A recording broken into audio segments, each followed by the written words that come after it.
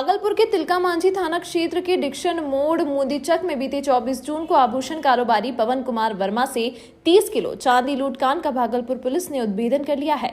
मामले की जानकारी सिटी एसपी स्वर्ण प्रभात ने प्रेस वार्ता कर दी। उन्होंने कहा कि घटना के बाद वरीय पुलिस अधीक्षक बाबूराम के निर्देश पर एसआईटी का गठन किया गया था, जो लगातार अपराधियों की तलाश में छापेमारी कर रही थी। इसी क्रम में शहर के ही मोहम्मद सद्दाम, मोहम्मद शाहनवाज और आनंद यादव को पुलिस ने एक देसी कट्टा और एक जिंदा गोली के साथ गिरफ्तार किया, जिनसे पूछताछ के क्रम में इन लोगों ने आभूषण लूट कांड में अपनी संलिप्तता स्वीकार की है। इनकी निशानदेही पर लूटे गए चांदी को बेचकर बांटे गए रुपए में 1,36,500 रुपए इन लोगों के पास से बरामद किए गए। वहीं गिरफ्तार अपराधियों से पूछताछ के क्रम में इन लोगों ने बताया है कि 2 और लोग इस लूटकांड में शामिल थे, जिनकी गिरफ्तारी के लिए पुलिस छापेमारी कर रही है। वहीं बांका के अमरपुर के रहने वाले कुख्यात अपराधी ऋषि राज शर्मा को भी एसआईटी की टीम ने गिरफ्तार किया है, जिसने जिले के विभिन्न थानों में 5 लूट की घटना को अंजाम दिया था। वहीं इसके अन्य साथियों की गिरफ्तारी के लिए पुलिस छापेमारी कर रही है। आज भागलपुर पुलिस के द्वारा टोटल 5 लूट कांड का खुलासा किया जा रहा है। पहली घटना 24 जून को सोना चांदी के कारोबारी हैं पवन वर्मा जी, उनके साथ उनका 30 किलो चांदी लूट लिया गया था। इस घटना के लिए वरीय पुलिस अधीक्षक महोदय द्वारा एक एसआईटी टीम का गठन किया गया एएसपी सिटी के नेतृत्व में। इसमें हम लोग सीसीटीवी फुटेज के आधार पर 3 लोग दिखे थे, बाइक पर सोना चांदी लूट कर जा रहे थे। उसमें से अपराधियों की पहचान की गई। उसमें से बीच वाला जो अपराधी है वो मोहम्मद सद्दाम है। इसकी उम्र 25 वर्ष है। ये मुजाहिदपुर थाने का रहने वाला है। पहले भी हत्या और मर्डर के केस में जेल जा चुका है। इससे और पूछताछ करने पे इसने अपने 4 सहयोगियों का नाम बताया। उसमें से 2 लोगों की गिरफ्तारी हो चुकी है। उसमें से एक मोहम्मद शाहनवाज उर्फ सन्नी खट्टाल है, जो इसाकचक थाने का रहने वाला है, और तीसरा अपराधी है आनंद यादव, जो जोगसर थाने का रहने वाला है। सन्नी खट्टाल करीब 4 बार जेल जा चुका है। इस पर मर्डर, लूट, डकैती के काफ़ी कांड दर्ज पहले भी हो रखे हैं। आनंद यादव का भी काफ़ी लंबा आपराधिक इतिहास रहा है। ये भी मर्डर और लूट जैसे कांडों में पहले जेल जा चुका है। इन लोगों से आगे पूछताछ करने पे सन्नी खटाल के पास से एक देसी कट्टा एवं एक जिंदा गोली बरामद हुआ है और 90,000 रुपये भी बरामद हुए हैं। और मोहम्मद सद्दाम के पास से 46,500 रुपये बरामद हुए हैं।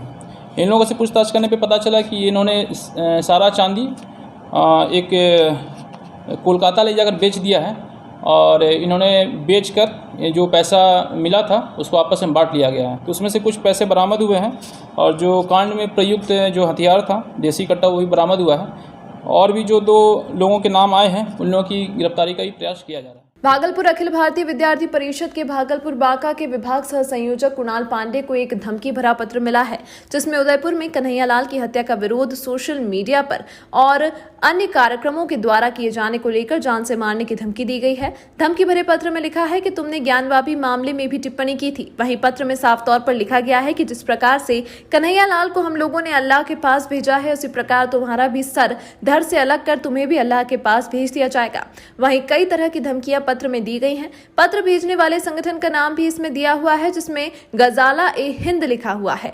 वहीं भेजने वाले ने अपना नाम इफरान खान, पिता माछीपुर गोराडीह लिखा हुआ है। पत्र आज डाक के द्वारा मिला है, जिसके बाद कुणाल पांडे ने सिटी एसपी से मिलकर सुरक्षा की गुहार लगाई है। वहीं जांच कर ऐसे लोगों पर कार्रवाई की मांग की गई है। वहीं सिटी एसपी ने भी जांच कर कार्रवाई का भरोसा दिया है।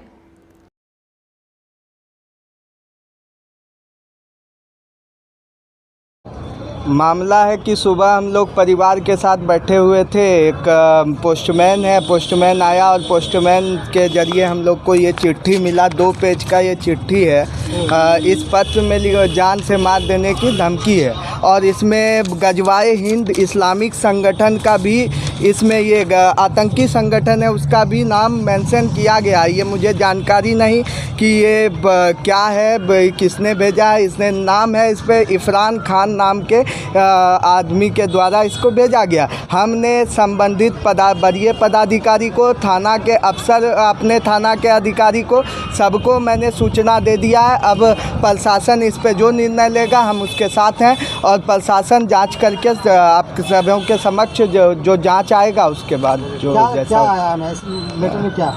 लेटर में स्पष्ट सीधे रूप से है कि कन्हैया कुमार का हमने समर्थन किया, कहीं पोस्ट डाला था, कहीं प्रदर्शन में भी शामिल हुए थे, तो उसमें सीधा धमकी था कि कन्हैया कुमार का तुमने समर्थन किया इसीलिए तुम्हारा सर तन से जुदा कर दिया जाएगा, ऐसा धमकी इसमें लिखा हुआ।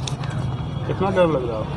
जी डर तो हम तो अपने समाज के बीच में, हमारा भागलपुर हमारे साथ है, तो हमको डरने की कोई आवश्यकता नहीं है। ना हम किसी प्रकार का भी प्रशासन से सुरक्षा का मांग करेंगे, क्योंकि हम अपने समाज के बीच में हैं सुरक्षित। जवाहरलाल नेहरू चिकित्सा अस्पताल के कोविड वार्ड में मेल नर्स और जूनियर डॉक्टर के बीच हुई मारपीट के बाद आज जवाहरलाल नेहरू चिकित्सा अस्पताल की नर्स ने अपनी सुरक्षा की मांग को लेकर अस्पताल अधीक्षक कार्यालय के सामने धरना प्रदर्शन किया, जहां अस्पताल अधीक्षक के द्वारा नर्सों के साथ बातचीत की गई। नर्सों ने कहा कि अस्पताल में जूनियर डॉक्टरों के द्वारा लगातार उन्हें प्रताड़ित किया जाता है और कल मारपीट की घटना भी की गई। JLN MCH के नर्सों ने अस्पताल अधीक्षक से सुरक्षा की मांग की है। वहीं अस्पताल अधीक्षक ने नर्सों को भरोसा दिया कि कल की घटना को लेकर जांच कमेटी बनाई गई है, जिसकी रिपोर्ट आने के बाद दोषी पर कार्रवाई की जाएगी। वहीं अस्पताल अधीक्षक के आश्वासन के बाद नर्स ने धरना प्रदर्शन को खत्म कर अपने काम पर वापस किए। भागलपुर जिला परिषद सभागार में SDRF टीम द्वारा आपदा से बचाव को लेकर कार्यक्रम आयोजित किया गया, जहां पंचायती राज विभाग बिहार के द्वारा सभी जिलों में त्रिस्तरीय पंचायत में नवनिर्वाचित सदस्यों को आपदा से लेकर जानकारियां दी गई हैं और उन्हें आपदा के समय में किस तरीके से लोगों का बचाव करना है, इसे लेकर ट्रेनिंग दी गई, जिसमें बाढ़, वज्रपात, सर्पदंश, डूबने पर किस तरह से लोगों को बचाया जाए, CPR किस तरह से दिया जाता है सहित कई तरह की जानकारियां दी गई। ये जो अभी नवनिर्वाचित जिला स्तर में त्रिस्तरीय जो पंचायत में नवनिर्वाचित सदस्य हैं ना, इनके लिए जिला पंचायत पदाधिकारी ने हमें बुलाया था कि इनको थोड़ा सा आपदा से रिलेटेड कुछ जानकारी दी जाए। तो इनको हमने अभी जो करंट सिचुएशन में चल रहा है बाढ़ के बारे में और अभी जो वज्रपात हो रहा है उनके बारे में, बाढ़ के समय में क्या करना है नहीं करना है और उसमें लोगों की कैसे मदद करनी है, क्योंकि ये लोग जनप्रतिनिधि हैं, इनका सबसे बड़ा रोल होता है फ्लड के सीज़न में। ये हमें भी रेस्क्यू करने में ऑपरेट करते हैं, पूरा सरकारी तंत्र को चलाने में, जैसे कि उनको शरण स्थली पे लाना, उनका भोजन पानी का बंदोबस्त में इन लोगों का सबसे बड़ा योगदान होता है। तो इनको थोड़ा सा डिजास्टर के बारे में हमने इसीलिए गाइड किया कि ताकि उस समय सरकार की और प्रशासन की और ज़्यादा मदद हो सके, ताकि हम लोग और आसानी सुगमता से काम कर सकें उस समय।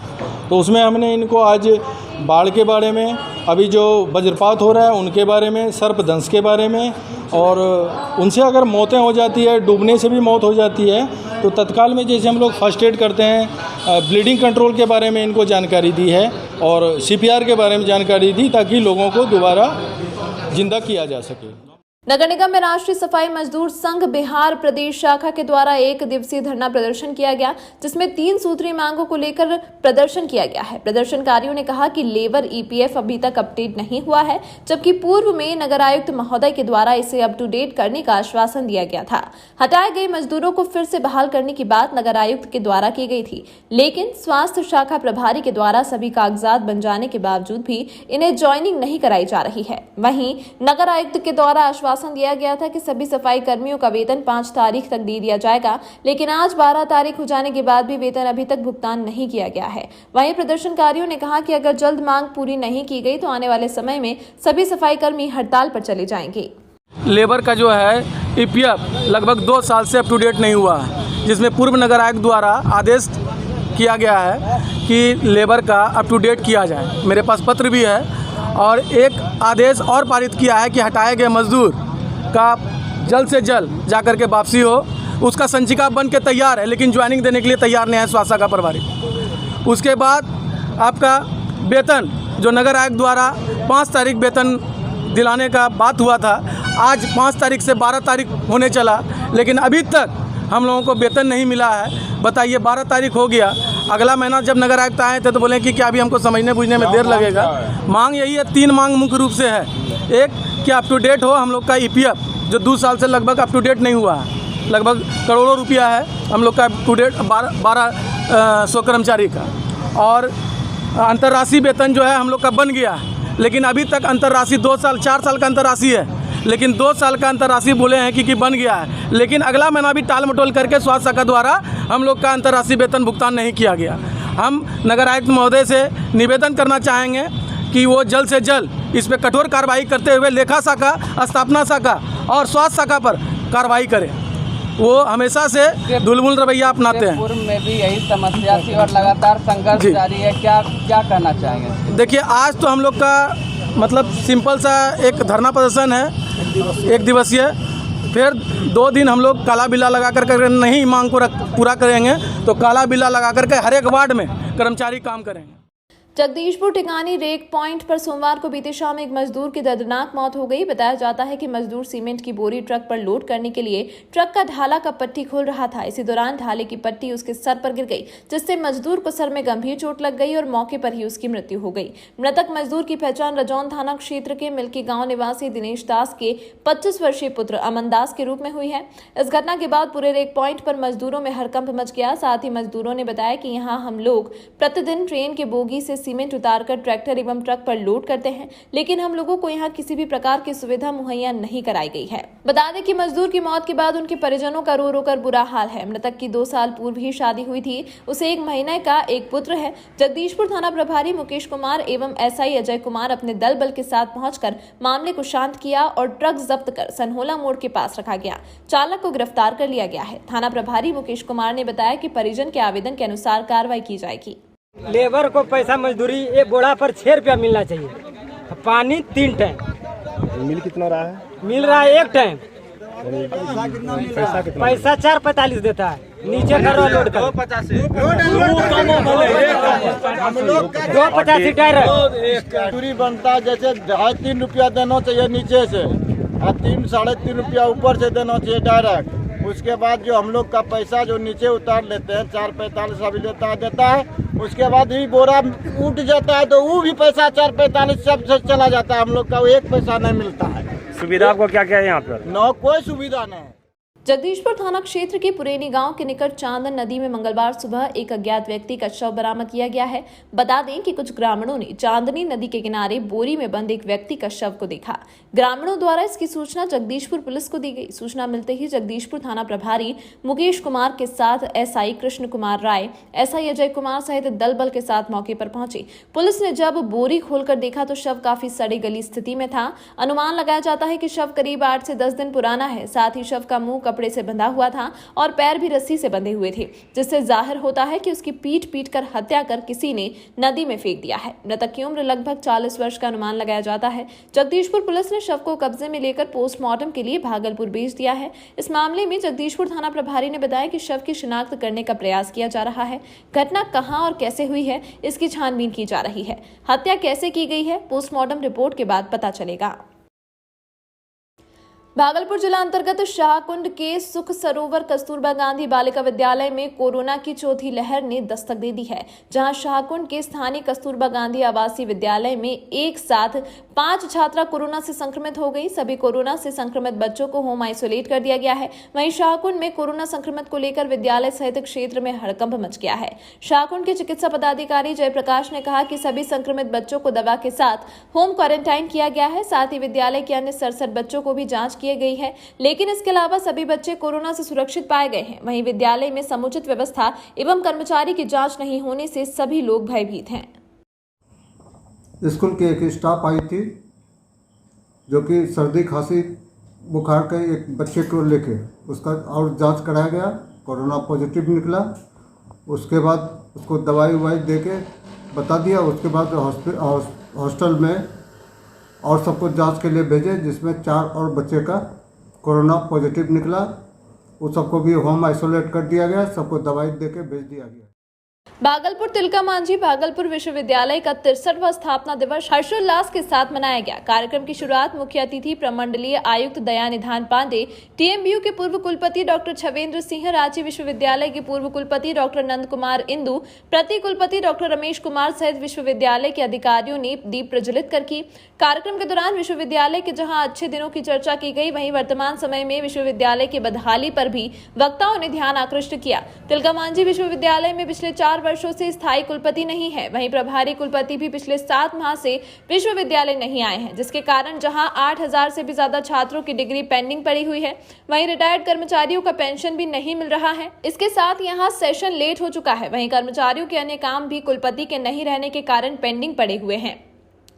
वहीं छात्रों की डिग्री के मामले हो या फिर सेशन को ठीक करने के सभी मामलों में विश्वविद्यालय ठप पड़ा हुआ है। ऐसे में स्थापना दिवस का क्या महत्व, यह सवाल भी उठाए गए। वहीं कार्यक्रम के दौरान रिटायर्ड कर्मियों को सम्मानित भी किए जाने का कार्यक्रम था, लेकिन मंच से रिटायर्ड कर्मियों को बुलाया गया, लेकिन कोई भी रिटायर्ड कर्मचारी सम्मान लेने के लिए मंच पर नहीं पहुंचे और उन्होंने कार्यक्रम का विरोध किया। इन लोगों का कहना था कि जब रिटायरमेंट के बाद पेंशन नहीं दे पा रहे हैं विश्वविद्यालय, तो ऐसे सम्मान को लेकर क्या करेंगे। वहीं पूर्व कुलपति ने कहा कि कुलपति विहीन विश्वविद्यालय में कहीं से कोई नियम कानून नहीं चल रहा है। जहां इस विश्वविद्यालय के कुलपति राष्ट्रकवि दिनकर हुआ करते थे, वहां की इस दुर्दशा को देखकर वह भी दुखी हैं। वह देखने वाली बात है कि सरकार की नजर इस विश्वविद्यालय पर कब पड़ती है और विश्वविद्यालय का दिन कब बदलता है। उच्च शिक्षा में बेहतरी के दावे लगातार सरकार के द्वारा और शिक्षा मंत्री के द्वारा किए जाते रहे हैं, लेकिन तिलकामांझी विश्वविद्यालय के इस हाल के लिए कौन जिम्मेदार है, यह कौन बताएगा। में आए आपका दर्द भी छलका यहाँ पर। पहले जिस तरह से दिनकर यहाँ के कुलपति हुआ करते थे, आप दूसरे से, लेकिन अभी जो हालात है क्या कहेंगे सर? इस हालात पर मैंने मंच से भी कहा कि कहाँ रोऊं, किससे रोऊं। जिसके पास रोने की ये है कि कहाँ जाएं आप, ऊपर ही कौन नहीं जानता है, मुख्यमंत्री नहीं जानते कि राज्यपाल नहीं जानते कि विश्वविद्यालय की क्या दुर्दशा, और वही लोग जिम्मेवार हैं। तो किनके पास कहें? अब यहाँ रोते हैं हमारा छात्र जो है, उसी तरह जो है सबसे बड़ा विश्वविद्यालय किसके लिए? छात्र के लिए। लेकिन छात्र को पढ़ाई नहीं है, परीक्षा की बात हमारी विश्वविद्यालय करती है, परीक्षा तो लेते जाओगे, लेकिन वो डिग्री कहाँ, उसको बेचारा को डिग्री नहीं मिलता है। यदि भाग्य सौभाग्य से नौकरी मिलती है तो डिग्री के बिना उसकी नौकरी चली जा रही है। तो यह है कि दुर्दिन आज हमारे विश्वविद्यालय का जो हो गया है। मैं नहीं समझता हूँ कि धूल पीटने वाले कहते हैं कि हमारा विश्वविद्यालय राज्य के अन्य विश्वविद्यालयों से बहुत सुंदर है, लेकिन कहाँ सौंदर्य इसका दिखाई पड़ रहा है? दिखाई तो वही पड़ रहा है कि हमारे कर्मचारी रो रहे हैं, 3-3 साल से उनको पेंशन नहीं मिला, विद्यार्थी को डिग्री नहीं मिल रही है, तो क्या कहा जाए। इसलिए ये सवाल जो है ना, आप सभी मीडिया वाले को नहीं, आप तो रोज़ उजागर करते रहते हैं ये छोटी छोटी समस्याएं, लेकिन इतनी विकराल समस्या है। मैंने पहले भी कहा और आयुक्त महोदय को मैं कह रहा था कि यह सौभाग्य हमारे इस धरती का है कि यहाँ धैर्य बहुत अधिक है, लेकिन